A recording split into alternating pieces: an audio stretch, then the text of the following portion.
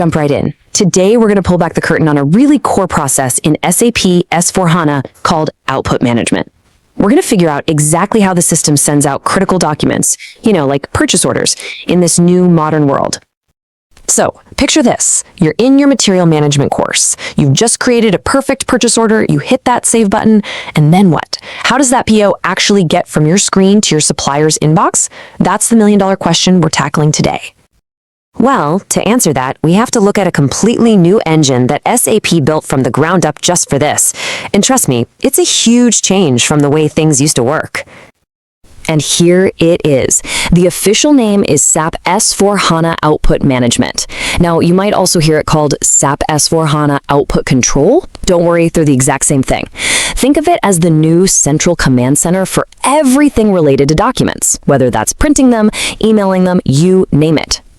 Now, where you see this really depends. If you're working with S4HANA Cloud, this new way is the only way. It's the standard.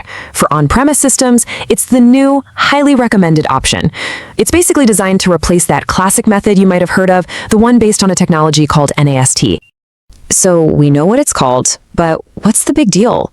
What can it actually do that's so different? Let's dive into its core features.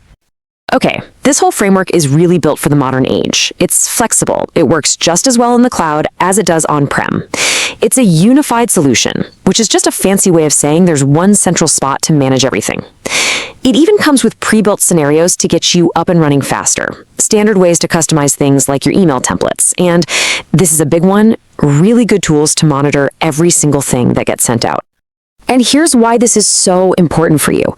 This isn't just some abstract technical thing. This is the engine that's running behind the scenes on your everyday documents. We're talking your RFQs, your purchase orders, your purchase contracts. It's the power behind the very documents you're learning how to create right now. All right, now for the really juicy part. To truly understand this new output management, you've got to see it side by side with the old, classic way of doing things. This comparison is absolutely key to getting the new workflow. So this first one, this is a game changer.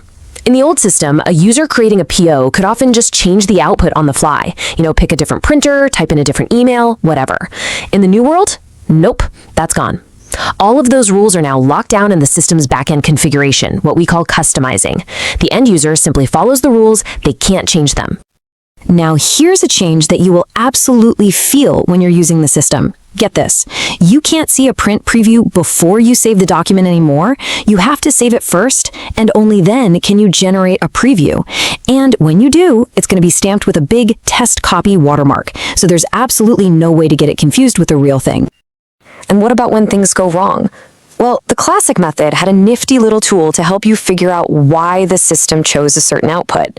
The new method doesn't really have a direct replacement for that, but what it gives you instead is arguably way more powerful. A perfect, complete history. Every single time an output is attempted, it's logged. You have a flawless audit trail of what was sent to whom and when. Phew! Okay, we've covered a ton of ground there, comparing the old and the new. So let's wrap this up.